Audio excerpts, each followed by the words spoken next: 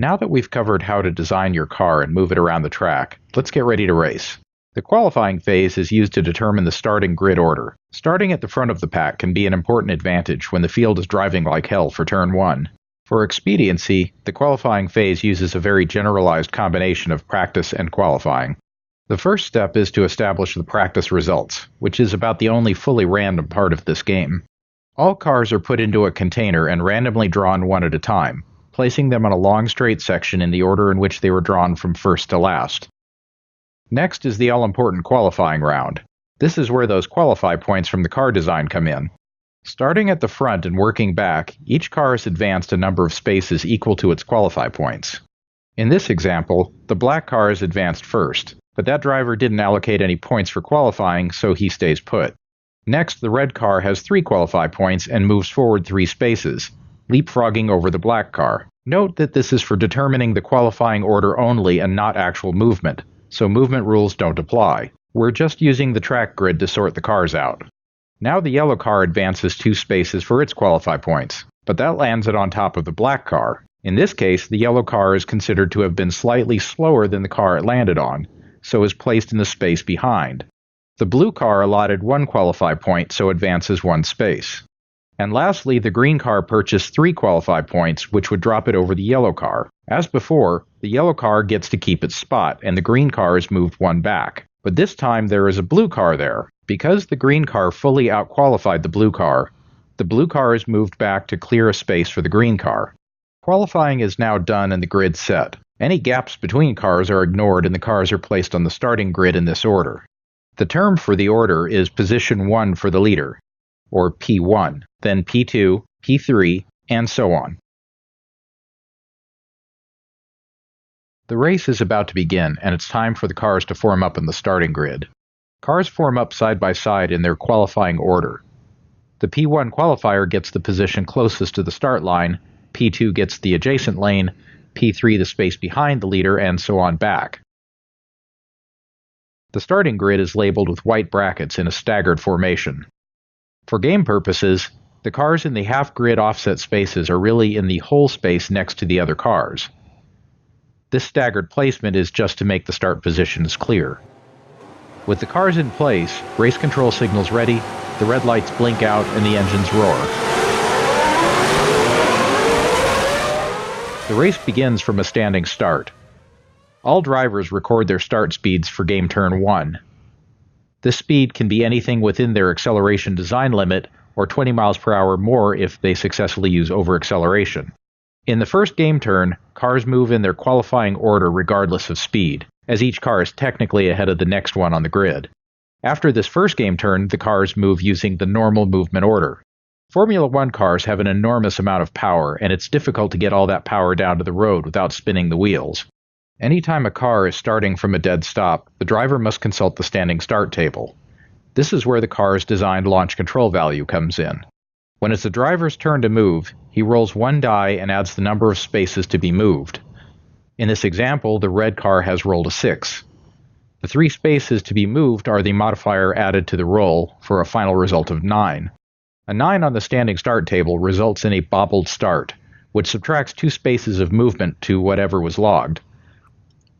Thus, the car's original speed of 3 gets reduced to 1. This is also the car's actual speed, as all the acceleration was lost sliding on the asphalt. So on game turn 1, the car only reaches 20 miles per hour and moves 1 space. The black car also accelerated 60 miles per hour, and rolls a 5. But this car has a -1 launch control value in its car design, so 1 is subtracted from the roll for a total of 7 and a perfect start. Again, this is only done when a car is accelerating from 0 miles per hour. Even if the standing start table results in a speed of 0, in the next game turn the car continues to accelerate normally without using the table, and obviously the start speed is never negative. Let's put that right foot down and accelerate. At the beginning of each game turn, a driver may accelerate in 20 mile per hour steps within the car's acceleration design limit. Acceleration is added to the previous game turn speed and recorded for the new game turn on the car log. A car may only accelerate up to its maximum speed design without using overrev or slipstream, and may never exceed 220 miles per hour. Formula One engines are tuned to run within certain limits so that they'll last until the end of the race, but a driver may turn up the engine mapping and push the engine beyond its safe limits. In the game, this is called over-revving, which allows the car to over-accelerate 20 miles per hour beyond its design limit and or overspeed to exceed its top speed design by 20 miles per hour. When logging the new game turn speed, the driver writes a V after the speed to indicate he is committed to over-revving. If successful, the speed for this game turn is the number listed plus 20. In this example, the speed would be 140 miles per hour. When it's an over-revving driver's turn to move, he must consult the reliability chart. The options are spend 1 reliability point or roll 1 die. If the driver expends a reliability point, the attempt automatically succeeds. He X's out one of the boxes on his car log and moves normally. Without reliability points, a driver must take his chances rolling a die. A result of 6 means the attempt failed and the car suffers engine damage, losing 20 miles per hour in both acceleration and top speed design limits effective immediately. The V is erased and the speed is adjusted down if necessary for the new limits. Damage is recorded in the damage section of the car log. If max acceleration drops to 0, the engine expires and the car must retire from the race. The car slows at least 20 miles per hour per game turn plus any braking, moving normally until its speed reaches 0. The player should make every effort to steer safely off the side of the track. When the car posts a speed of 0, the yellow flag comes out. At the end of the game turn, the car is removed. More on flags later. Successful over-revs allow the car to continue exceeding its top speed or continue over-accelerating across game turns until the car drops back into normal limits. New over-rev attempts require consulting the reliability chart anew. If the driver rolls another 6 using over-rev, the engine grenades and your smoldering car makes the highlights reel as you make the long walk of shame back to the paddock area. Another way to go faster is to take advantage of the hole punched in the air by a car ahead. This is called slipstreaming and reduces air resistance on the trailing car. The slipstream effect allows a car to accelerate 20 miles per hour above its design limit and or travel 20 miles per hour above its top speed limit without using over-rev. A car may only exceed its top speed by 20 miles per hour, so any extra is ignored. When logging speed for a game turn, a driver may elect to slipstream if his car is in a space directly behind another. The driver writes an S after his speed to indicate he is committed to slipstreaming. If successful, 20 miles per hour is added to the logged speed. In this case, the actual speed would be 140 miles per hour. Slipstreaming requires that the car ahead be traveling at 120 miles per hour or faster. If upon reveal of speeds the lead car is slower than 120 miles per hour, the S notation is erased and the speed remains as logged.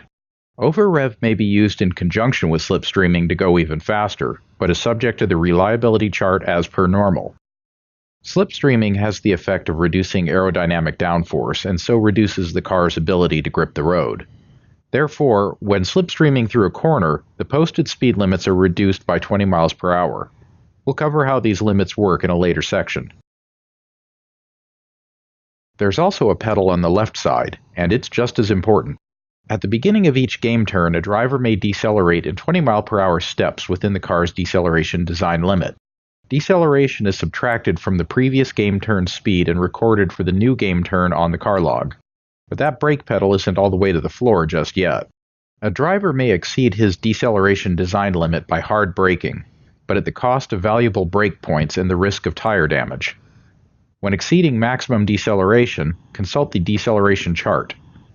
The harder a driver brakes, the greater the danger. At lower deceleration, the driver may use brake points to avoid the dice. At higher deceleration, the driver must roll even if using brake points. Braking 80 miles per hour over the design limit does all of these bad things and causes a spin. A car may never brake more than 80 miles per hour over its design limit.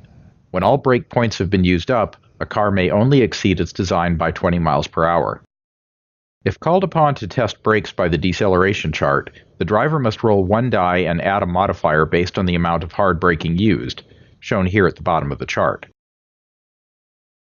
A result of 6 or greater locks the brakes, burning off one tire point and causing flat spot tires. More on that in the tire section. In this example, the car ended the last game turn traveling 140 miles per hour. In this game turn, the driver uses his full 40 mph of deceleration to slow to 100 mph. But he must slow even more before reaching that corner, so he hard brakes an additional 20 mph down to 80. This is noted on the car log by writing 80 followed by an H. The deceleration chart options for braking 20 mph over design are to use one brake point or test brakes. So the driver expends one brake point to avoid the dice.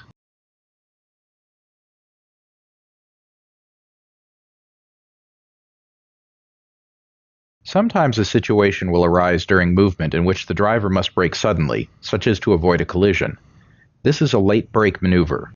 A driver may late brake once per game turn anywhere in his movement. An L is written after the speed to indicate late braking was used and the current speed is now 20 mph less than written.